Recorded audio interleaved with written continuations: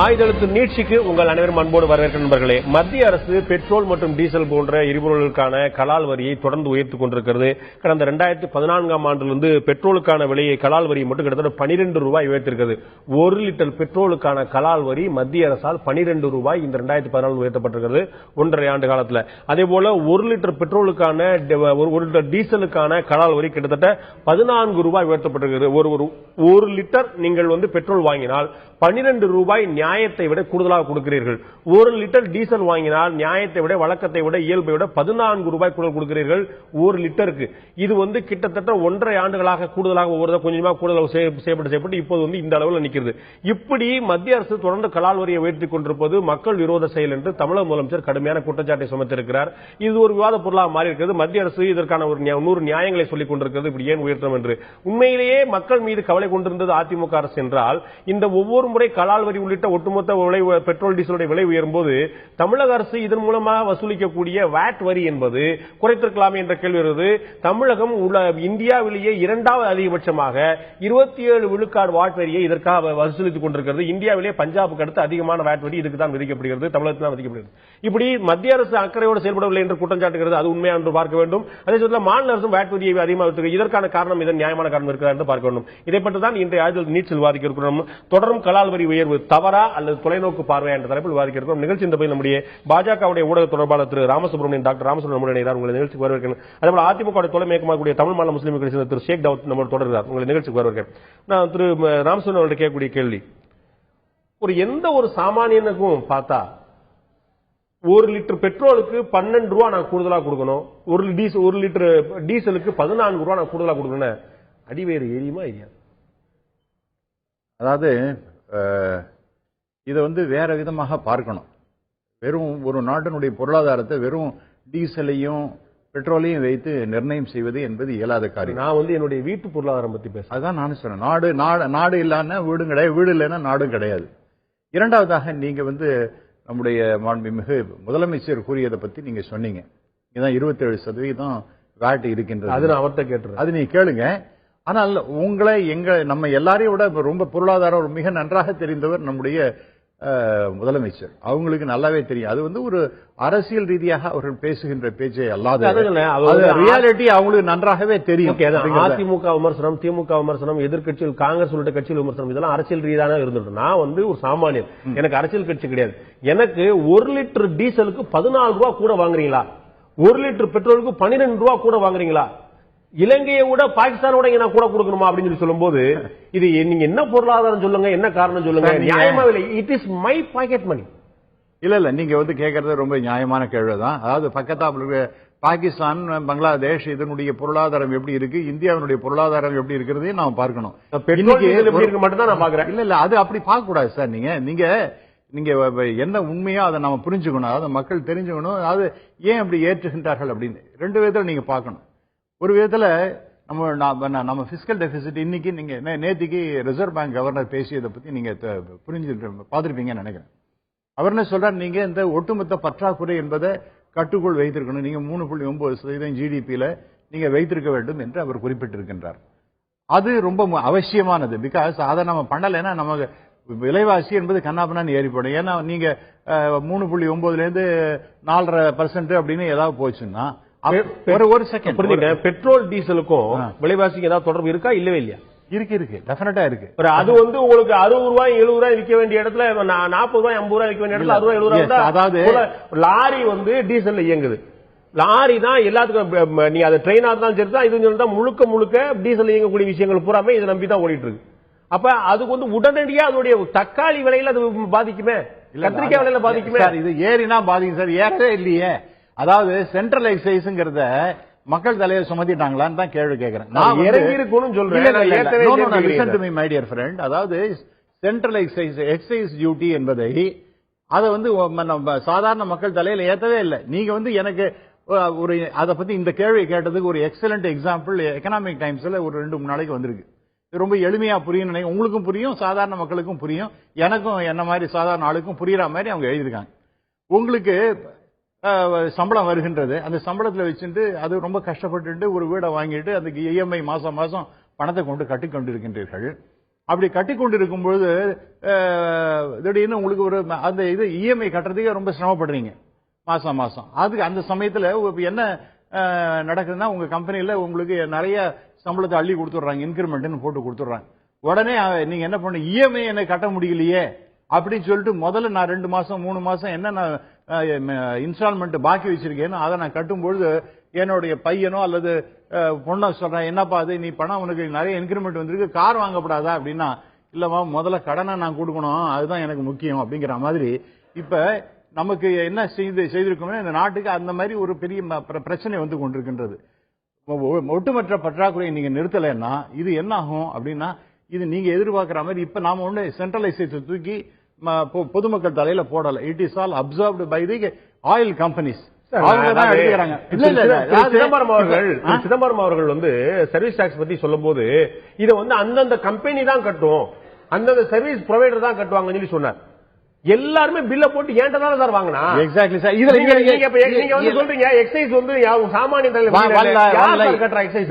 இப்ப நான் பெட்ரோலை வந்து நான் காசு கொடுத்து வாங்குறேன், அந்த எக்ஸைஸ் டியூட்டி எண்ணெய் நிறுவனங்களும் பெட்ரோல் நிறுவனம் கொடுக்கக்கூடிய எக்ஸைஸ் நான் வந்து கட்டுறேன்னா அவங்க கட்டுறாங்க. அவங்க தான் கட்டுறாங்க. அவங்களுக்கு யார் சார் கட்டுறா? இல்ல அவங்களுக்கு யார் சார் கட்டுறா? நீங்க கோவப்படாதீங்க. கோவப்படல சார். இல்ல நீங்க சாதாரணமா வந்து நீங்க கேக்குறதுன்னா ரொம்ப பெரிய கோவத்துல இருக்க மாதிரி கேக்குறீங்க. பொருளாதார வல்லுநர்கள் ஏமாத்துற மாதிரி நீங்களும் ஏமாத்துறீங்க. இல்ல அப்படி எண்ணெய் நிறுவனம் ஐஓசி பிபில யாராவது என்ன நிறுவனம் அவங்க பாக்கெட்ல கட்டுறாங்களா?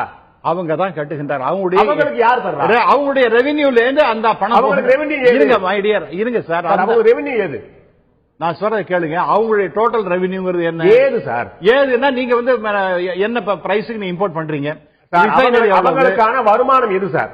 எங்க அவங்க என்ன எவ்வளவு கொள்முதல் செய்கின்றார்கள், வருமானம் எது சார்? அவங்க பெட்ரோல் டீசல் வித்து தான் வருமானம் பாக்குறாங்க. அந்த பெட்ரோல் டீசல் தான் நான் காசு சொல்றேன். அதுலயே அவங்களுடைய லாபத்துல ஒரு பகுதியை அவங்க அந்த பேர் பண்ணிக்கிறாங்க.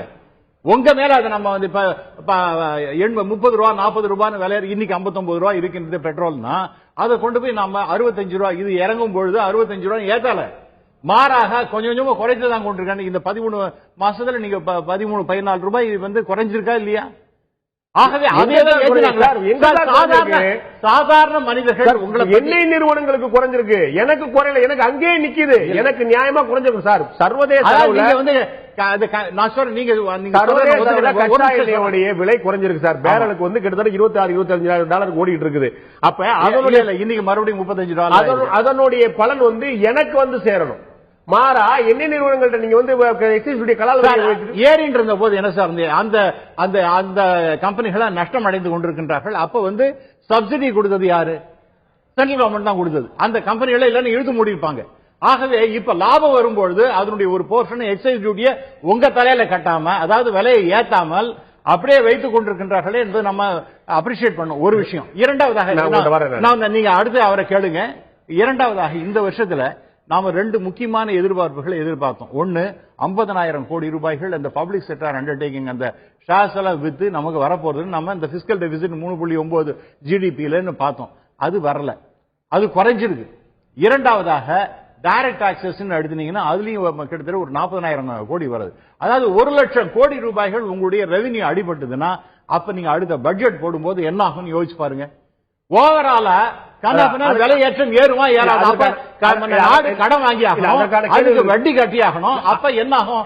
அத வந்து ஓவரால நம்முடைய தலையில தானே சார் வந்து விழும். அதற்கான கேள்வி நான் உங்கள்கிட்ட கேட்கிறேன். திரு ஷேக் தாவூத், மத்திய அரசு இந்த ஒரு குற்றச்சாட்டை வைக்கிறோம், பாக்குறதுக்கு நியாயமா இருக்கும். தமிழக முதலமைச்சர் கடும் கண்டு வந்திருக்காங்க, மக்கள் மீது இவ்வளவு அக்கறை அப்படிங்கிற ஒரு மகிழ்ச்சிக்குரிய விஷயமா இருக்கு. ஆனா இந்தியாவிலேயே 2வது அதிகம் கொண்ட மாநிலமாக வேட் வரியை 27 விழுக்காடு, பஞ்சாப் 31 வாங்க நினைக்கிறேன், 27 விழுக்காடு வாங்கக்கூடிய அரசாக தமிழக அரசு இருக்கிறது. மக்கள் மீது அவ்வளவு அன்பும் அக்கறையும் கொண்டிருக்கும் போது மாநில அரசு புறம் மத்திய அரசு குறைங்கன்னு சொல்லிட்டு சேர்த்து மாநில அரசு வேட்டை குறைச்சாதானே சார் நியாயமா இருக்கும்? அதாவது மாண்புமிகு தமிழக முதல்வர் புரட்சித் தலைவி அம்மா அவர்களுடைய அறிக்கையில நீங்க பாத்தீங்கன்னா, இந்த டீசல் பெட்ரோல்ல காங்கிரஸ் எடுத்த அதே நிலையை தவறான பொருளாதார கொள்கை எடுத்திருக்குங்கிறத அவங்க சுட்டிக்காட்டுறாங்க. அதுக்கப்புறம் அடுத்த லெவல்ல சொல்றாங்க. நீங்க வந்து ஸ்டேட் கவர்மெண்ட் ரெப்ரசன்டேட்டிவா இருக்கீங்க, தென்னகத்திலேயே தமிழ்நாட்டுல தான் விலை குறைவா அது என்ன சார் வழக்கமா வந்து இந்தியாவிலே சொல்லக்கூடிய தென்னகத்திலே விலை குறைவா இருக்கு. அந்த வகையில நீங்க பார்க்கும்போது அறிக்கையில தென்னகத்திலேயே வந்து வாட் வரியை உயர்த்தாத அரசாக தமிழ்நாடு நான் சொன்ன புள்ளி ஒரு தப்பா சொல்லுங்க. இல்ல அது பெரிய விஷயம் தானே. இந்தியாவிலேயே அதிகமாக வசூலிக்கக்கூடிய கரெக்ட். தென்னகத்திலேயே நாங்க வந்து எதையும் குறைக்காம கரெக்டாக மெயின்டைன் பண்ணிருக்கோம் அப்படின்னு சொன்னா மக்களுக்காக அதை மாண்புமிகு தமிழக முதல்வர் செஞ்சிருக்காங்க தானே. மத்திய அரசு நீங்க தென்னகத்துல இருந்து ஒரு புகழ் தேடுறீங்கல்ல, உங்களுக்கு ஒரு புகழ் கிடைக்குதுல, தென்னகத்திலே குறைந்த விலை தமிழ்நாட்டில் தான் அருமை, இந்தியாவிலே குறைந்த விலை கொண்டாங்களா, அந்த புகழ் உங்களுக்கு கிடைக்கும். அதாவது அதே போல இங்க இருக்க வேண்டிய மத்த எக்கனாமிக்கெல்லாம் அவங்க சரி பண்ண வேண்டியிருக்கு. அதே நேரத்துல அதுதானே சார் அந்த பொருளாதார ஆரம்பத்தில் இருந்த இன்னைக்கு இல்ல பிஜேபி ஆட்சி வர்றதுக்கு முன்னால இருந்த மாண்புமிகு தமிழக முதல்வர் இதை வலியுறுத்தி வர்றாங்க. அதாவது கச்சா எண்ணெய் விலை குறையும் போது அதை குறைக்கணும், கூடும் போது கூட்டுறோம் சொல்லிட்டு சொன்னது தவறான பொருளாதார கொள்கைங்கிறத முதல்லயே சுட்டி காட்டியிருக்காங்க. அதை தொடர்ந்து பிஜேபி செஞ்சதுனாலதான் இன்னைக்கு கச்சா எண்ணெய் குறையும் போது அவங்க குறைக்கல. உங்களுக்கு தெரிஞ்சிருக்கும், கிட்டத்தட்ட முதலமைச்சர் வலியுறுத்த முடியாத பாலிசியா நடைமுறைப்படுத்திட்டு இருக்காங்க. குறைஞ்சிக்கிட்டே இருக்கும்போது விலையை குறைக்கல, கூடிட்டே இருக்கும் போது அந்த வரியை குறைச்சு அது கூடாம அப்படியே பாத்துருவாங்க. இந்த பேலன்ஸ் எப்படி இதுக்கு முன்னாடி ஒரு பொது ஃபண்ட் வச்சுட்டு முன்னாடி சிதம்பரமுடைய நிதியமைச்சருக்கு முன்னாடி இந்த பீரியட்ல வந்து எப்படி ஒரு பொது ஃபண்டோட இயங்கிட்டு இருந்துச்சோ, பெட்ரோல் டீசல் வந்து 15 நாளுக்கு ஒரு மாறினாலும் அது நிலையா இருந்துச்சோ, அதே மாதிரியான நிலையான தன்மைக்கு தான் வச்சிருக்காங்க. குறையும் போது அதனுடைய பலன் நமக்கு கிடைக்கல, கூடும் போது அவருடைய பணம் நம்ம கிடைக்கும் சொல்றாரு அவரு. நானுங்க தமிழ்நாடு அரசு நமக்கான வாய்ப்பை பயன்படுத்துறாங்க நான் கேட்கிறேன். அவன் மத்திய அரசு செய்யல. இல்ல கண்டிப்பாக தமிழ்நாடு அரசு அவங்க வருமானத்தை கூட்டல அப்படிங்கறதுல நீங்க சந்தோஷம் பண்ண. அதாவது மக்கள் மத்தியில வாட்டு வரியை கூட்டுறதுக்கோ மத்த எதுவும் செய்யறதுக்கோ அவங்க செய்யல. தென்னகத்திலே குறைவாக இருக்கிறோம் அப்படிங்கறத அவங்க செயல்படுத்திட்டு இருக்காங்க. ராமசுப்ரமணியன் சொன்னதுக்கு நீங்க சொன்னதுக்கு என்ன வித்தியாசம்? அவர் என்ன சொல்றாரு, 1 லட்சம் கோடி ரூபாய் வந்து வருமானம் வரலங்க, வர வேண்டிய வருமானம் பொருளாதார பற்றாக்குறை வந்து பெரிய சிக்கல் வந்து மத்திய அமைச்சு கீழே வரக்கூடிய சமாச்சாரம். இது தமிழ்நாடு அரசு நேரடியாக வரி என்பது மாநில அரசு உண்மைதான். ஆனால் மக்களுக்கு தேவையான செயல்பாட்டை செய்கின்றதுக்காக அதான் பண்றோம். ஆனால் அதை கண்ட்ரோல் பண்ணிக்கிட்டு பெட்ரோல் டீசலை கண்ட்ரோல் பண்ணிக்கிட்டு இருக்கிறது யாரு? அவங்க சொன்னது என்ன? குறையும் போது குறைப்போம், கூட்டும் போது கூட்டுவோம் சொல்லிட்டு கம்பெனிகளுக்கு விட்டாங்க. இப்ப குறையும் போது குறைக்காம வச்சுக்கிட்டு ஏன் வேலை செஞ்சுட்டு இருக்காங்க? அப்ப அது கேள்வி கண்டனத்துக்குரியது இல்லையா? நியாயமா கண்டனத்துக்குரியது. அதான் கண்டனம் தெரிவிச்சுட்டு இருக்கிறோம். அவங்கள பார்த்து கண்டனம் சொல்றோம். நம்ம ஒண்ணுமில்ல சார், இன்னொரு கேள்வி வைக்கிறேன். இந்த 5 வருஷத்துல பால் விலை உயர்த்தியாச்சு, மின் கட்டணம் உயர்த்தியாச்சு, பேருந்து கட்டணம் உயர்த்தியாச்சு. எதனால சார் உயர்த்தணும்? அதாவது மக்களுடைய சேவைக்காகத்தான் அதை பண்ணிட்டு இருக்கோம். சேவைக்காகத்தான் அதை பண்ணிட்டு இருக்கோம். இதுல வந்து பொருளாதார கொள்கையே தவறாக இருக்குன்னு முதல்ல இருந்தே சொல்லிட்டு இருக்கோம். நீங்க வந்து பெட்ரோலிய நிலையை பொறுத்தவரை நீங்க இதை மாத்திரம் இல்ல, பெட்ரோலிய இதுலதான் இந்த பிரச்சனையே இருக்கு. இன்னைக்கு வந்து இன்னைக்கு மின்வெட்டு இல்லைன்னு சொல்லி சொல்லலாம். ஆனா மின்வெட்டு கடுமையா இருந்த காலத்திலேயே மின் கட்டணத்தை உயர்த்தினீங்க, பால் கட்டணம் உயர்த்தினீங்க, பேருந்து கட்டணம் உயர்த்தினீங்க. ஏன் அப்ப என்ன சொன்னீங்க? மத்த இடங்கள்ல லிட்டருக்கு 10 ரூபா உயர்த்தணும், 5 ரூபா தான் உயர்த்திருக்கோம், நியாயமா ஓகே, ஒரு பொருளாதார காரணம். அதுதான் அவங்க சொன்னாங்க. அவங்க சொல்லும் போது வந்து மக்கள் விரோதம், நீங்க சொல்லும் போது பொருளாதார இல்ல அதை மாற்றணுங்கிறது தான் தமிழக முதல்வருடைய வேண்டுகோள். என்ன? அந்த பொருளாதார முறை சரியில்லைன்னு ஆரம்பத்தில் இன்னைக்கு சொல்லல, நீங்க உயர்த்தினீங்களே. நம்ம பெட்ரோல் டீசலை பத்தி பேசிட்டு இருக்கோமா பாண்டே? நீங்க எதை பத்தி பேசிட்டு இருக்கோம்? பெட்ரோல் விலையை பத்தி இப்ப பேசிட்டு இருக்கோமா, இல்ல பால் விலையை பத்தி பேசிட்டு இருக்கோமா? பெட்ரோலுக்கான வாட் பத்தி பேசுற போது நீங்க சொல்ல மாட்டீங்க. இல்ல நீங்க எதை பத்தி பேசணும்ங்கறத அது சொல்லுங்க. நான் பெட்ரோல் பத்தி பேசுறேன். ஆமா அதுதான் சொல்றேன். அதனால வாட்டை வந்து ஏத்தல அப்படிங்கறது இப்ப இதுல பெட்ரோல் பத்தி பேசும்போது ஏங்க அவங்க வந்து ஏங்க இந்த கலால் வரியை குறைக்கலன்னு கேக்குறீங்க. அதே கேள்வியே பெட்ரோல் டீசல் நீங்க வாட் பத்தி இல்ல அந்த நடைமுறை சரியில்லைன்னே சொல்றோம். ஆரம்பத்துல இருந்தே மாண்புமிகு தமிழக முதல்வர் என்ன சொல்லிட்டு இருக்காங்க? அந்த நடைமுறை காங்கிரஸ் பீரியட்ல இருந்தே அந்த நடைமுறையே சரியில்லைங்கிறாங்க. அந்த பெட்ரோலியம் கம்பெனிகளுக்கு அதை விட்டு விலை குறையும் போது குறையும், கூட்டும் போது கூட்டுன்னு சொல்றது தவறான கொள்கை தான். அந்த கொள்கையவே சொல்றாங்க. அப்ப அந்த கொள்கைக்கே கண்டனம் தெரிவிச்சிட்டு இருக்காங்க. அதனால அந்த கொள்கையில மாற்றம் வரணுங்கிறது தான் மாண்புமிகு தமிழக முதல்வர் புரட்சித் தலைவி அம்மா அவருடைய. உங்கள்கிட்ட கேட்க வேண்டிய கேள்வி, massive hike in petrol prices is a prime example of the failure of the Congress-led UPA government. This will put a burden of hundreds of crores on Gujarat. அப்படின்னு 2012 23 மே மாதம் வந்து திரு நரேந்திர மோடி அவர்கள் வந்து சொன்னார், ட்வீட் பண்றார். அவர் வந்து பெட்ரோலுடைய விலை அவர் சொன்னது போல அப்போ வந்து தமிழக முதலமைச்சர் ஜெயலலிதா இங்க இருக்கிறாங்க, குஜராத் முதலமைச்சர் அவர் இருக்கார். அப்போ ஒரு மாநில முதலமைச்சர் அவர் தன்னுடைய வழியை வெளிப்படுத்துறார். மத்திய அரசுடைய தோல்வியை காட்டுது இந்த பெட்ரோல் விலை கொள்கை அப்படின்ட்டு. இன்னைக்கு அதே நரேந்திர மோடி மேல உட்கார்ந்து செய்யறாரு. இதுக்கு நீங்க வந்து நிறைய காரணம். எக்ஸலென்ட், ரொம்ப நல்ல क्वेश्चन இது. அப்ப விலை ஏறிக்கொண்டே இருந்தது. அந்த சமயத்துல ரெவென்யூங்கிறது ஏராளமா வந்து கொண்டிருந்தது. அப்ப அந்த ரெவென்யூ நீங்க குறைக்கணுமா வேண்டாமா? இப்ப அப்பெல்லாம் அவங்களுக்கு பொனான்சா, இப்ப தமிழகத்தை பத்தி கேக்குறீங்க, அவங்களுக்கு ஒரு பெரிய பொனான்சா கிடைச்சு எங்கேயிருந்து விரும்பின மிகப்பெரிய அளவிற்கு அவங்களுக்கு பணம் கிடைச்சு கொண்டிருந்த வேட் 27% இன்னைக்கு இருக்கிற வேல்யூக்கு அன்னைக்கு இருந்த 80 ரூபாய் $100 இருந்ததுக்கு எவ்வளவு அவங்க கண்ண மூடின்னு பேசாம உட்காந்துருந்தாங்க. அது திரு முருகன் அவர்கள் 2 முறை குறைச்சாங்க. இல்ல அதான் சொல்றேன், திரு முருகன் இருந்தாலும் அவரை நல்லாவே எக்ஸ்பிளைன் பண்ணுவார். தமிழகத்துக்கு நிறைய இந்த மாதிரி பணம் வந்து கொண்டிருந்து அவரே நிறைய எழுதியிருக்கிறார். பெட்ரோல் யூபி அரசுல உயர்ந்த போது தமிழக அரசு என்னுடைய நினைவு சேர்ந்தா 2 முறை குறைச்சிருக்குன்னு நினைக்கிறேன் வேட்டை. அதான் 30% குறைச்சுங்க உண்மைதான். ஆனாலும் கூட it was a fantastic bonanza for தமிழகம். அது ஒரு விஷயம். இரண்டாவதாக இந்த இப்பொழுது இங்க குறைஞ்சு கொண்டே இருக்கும் பொழுது அந்த நான் மறுபடியும் திருப்பி சொல்றேன், சென்ட்ரல் எக்ஸைஸ் உங்களுக்கு பாஸ் ஆன் பண்ணல. நீங்க சர்வீஸ் டாக்ஸ் பில்லுல சர்வீஸ் டாக்ஸ் போடுவாங்க. இந்த எக்ஸைஸ் டியூட்டிய it is being observed by the நீங்க வந்து அப்புறம் ஒரு விஷயம் நீங்க ஏமாத்துறீங்க. இல்ல நான் ஏமாத்தவே இல்ல. காமன் மேன் சார், எண்ணெய் நிறுவனங்கள் எக்ஸைஸ் டியூட்டி எப்படி கட்டுறது நீங்க சொல்லுங்க. என்ன அது எக்ஸைஸ் என்ன ரிஃபைன் பண்ணி ரெடிலி அவைலபிள் ஃபார் மார்க்கெட் அப்படின்னு வரும் பொழுது அதுதான் எக்ஸைஸ். அப்பதான் அந்த வந்து அவங்க கேட்டாங்க உங்க மேல சார்ஜ் பண்ண சார். நான் கேக்குற எளிமையா சொல்லுங்க சார். எளிமையா தான் சொல்றேன். இந்தியன் ஆயில் நிறுவனம் தன்னுடைய வருவாயில் இருந்து எக்ஸைஸ் டியூட்டி கட்டுது. ஆமாம், இந்தியன் ஆயில் நிறுவனத்துக்கு வருமானம் எது வருதுன்னா இந்த வேலை வருது சார். இல்ல சார், அதான் கரெக்ட். ஆனால் அதுல எக்ஸைஸ் டியூட்டி இப்ப நீங்க சொன்ன கணக்குக்கு 13 ஏற்கிறாங்களா சார்? லாரி ஓனர் தான் சர்வீஸ் டாக்ஸ் கட்ட போறாருன்னு சொன்னார் Thiru Chidambaram. Service tax lorry owner ஏன்ட்ட வாங்கிட்டு போயிட்டாங்க சார். சர்வீஸ் டாக்ஸ்களை உங்களுக்கு பில் எல்லாம் போடுவான். ஆனால் இந்த central excise it is being போடாமலே வாங்குறான். இல்ல கிடையவே கிடையாது சார். இப்ப சென்ட்ரல் எக்ஸைஸ் நிச்சயமா அப்படி கிடையாது. இன்னொரு முக்கியமான விஷயம் சொல்லுகின்றேன். இந்த பணம் எப்படி போகின்றதுன்னா ரொம்ப முக்கியமான இது, it is triggering of the economic growth அப்படிங்கிறது. இந்த பணம் என்ன கிட்டத்தட்ட 25,000 கோடி வரும்னு நினைக்கிறேன் இந்த வருஷத்துக்கு. 25,000 கோடி எக்ஸ்ட்ராவா வரலாம். அப்படி வரும்பொழுது அந்த பணம் எங்க போறதுன்னா சென்ட்ரல் ரோடு ஃபண்டுன்னு போறது. இது வந்து கன்சாலிடேட்டட் சென்ட்ரல் கவர்மெண்ட் கன்சாலிடேட் ஃபண்டுக்கு போகாம சென்ட்ரல் கவர்மெண்ட் கன்சாலிடேட் ஃபண்டுக்கு தான் போகுது. No you are thoroughly no நீங்க தெரியாத தயவுசெய்து பேசாதீங்க. I am very sorry my dear friend, you are giving a wrong picture. செஸ்க்கு போகக்கூடிய வரி 2 வரைக்கும் போகப்பட்டது. நான் சொல்றேன், நீங்க என்ன பேச விட மாட்டேன்றீங்க. அதாவது it is going to central உருவாக்கப்பட்ட sir no this amount is going to the central road fund. அதனால 15,000 கிலோமீட்டர் ரோடு போடுவதற்கான வசதி வாய்ப்புகள் பெருகுகின்றன. இதனால நான் தயவு செய்து சொல்றேன், நாளைக்கு நான் உங்களை தனியா இன்னொரு பேட்டி நான் எடுக்க சொல்றேன். நீங்க தயவு செய்து மனசாட்சிப்படி தொட்டு நீங்க வந்து பார்த்து நீங்க சொல்லுங்க. இந்த தொகை எல்லாமே கன்சாலிடேட் ஃபண்ட் தான், சென்ட்ரல் கவர்மெண்ட் கன்சாலிடேட் ஃபண்டுக்கு தான் போகுது. அங்க இருந்து ரூட் பண்ணி ரோடுக்கு போகுது. நான் கூட செஸ் நீங்க கூட்டிருந்தீங்கன்னா நேரடியாக ரோடுக்கு போகும். ரோடுக்கு போனது 15,000 கோடி ரூபாய் 2 வருஷத்துல கொண்டு போய் அருண் ஜேட்லி சொல்றாரு. 15,000 கோடி எங்க வந்துச்சு? ரோட பூரா நீங்க டோல்ட்ட கொடுத்துட்டீங்க. நீங்க பூரா சுங்கவரி வசூலிச்சிட்டு இருக்கீங்க. இந்த அமௌண்ட் ரோட்ல பூரா சுங்கவரி வசூலிச்சிட்டு இருக்கீங்க. எனக்கு மொத்தத்துல ஓவரால் பிக்சர் தான். இந்த சென்ட்ரல் நீங்க சொன்ன போல கன்சாலிடேட் ஃபண்ட்ல போனாலும் கூட அங்க இருந்து இமிடியேட்டா it is getting transferred to central government. அங்க வந்து இல்ல it can be used for any purpose. No it cannot be. நீங்க சொல்றது சென்ட்ரல் ஃபண்டா இருந்தா உண்டு, கன்சாலிடேட் ஃபண்டா இருந்தா உண்டு. ஆனா இந்த பணம் அங்க தான் போறது சார். அதாவதுங்க 2000 வந்து ரோடுக்கான தனி நிதியம் உருவாக்கப்படுதுங்க, சாலைக்கான தனி நிதியம் உருவாக்கப்படுதுங்க. அந்த நிதியத்துக்கு நேரடியா போச்சுன்னா அதை தவிர வேற எதுக்கு பயன்படுத்த முடியாதுங்க. இப்ப என்ன பண்றாங்க உங்களுடைய அரசாங்கம் ரொம்ப தெளிவா இத கன்சாலிடேட் ஃபண்டுக்கு கொண்டு போயிட்டு அங்க இருந்து தேவைன்னா இங்க கொடுப்போம்னு சொல்றாங்க. இந்த பணம் அதுக்காக தான் போறது சார். 15,000 நான் ஸ்பெசிபிக்கா சொல்றேன், 15,000 கிலோமீட்டர் ரோடு போடுவதற்காக இந்த பணம் பயன்படுத்தப்படுகின்றது.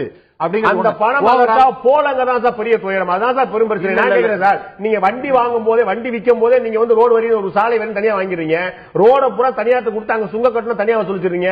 நீங்க என்ன சார் 15,000 கோடி இதுவரை தனியா வேணுமா? 15,000 கோடி இல்ல சார், 15,000 கிலோமீட்டர் ரோடு போடுவதற்காக இந்த பணமானது 25,000 கோடி வரும் சொன்னீங்க சார். நானும் சொன்னேன் எங்களுக்கு 1 லட்சம் கோடி இந்த டெபிசிட் வேணும். இப்ப நீங்க பட்ஜெட் வந்த உடனே நீங்க அதை விட ரொம்ப பயங்கரமா சத்தம் போடுங்க. இப்ப போடுறதை விட இன்னும் பல மடங்கு போடுவீங்க. எப்படி சார் 3.9 ஜிடிபி டெபிசிட் பிஸ்கல் நீங்க சொல்லுங்க சார். நீங்க பேசாதீங்க.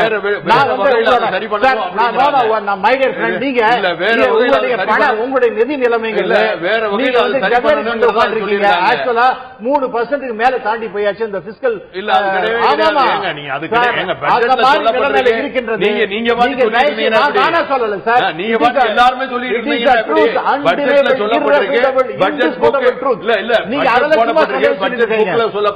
நீங்க அதை மாத்தி பண்ணி அந்த 3%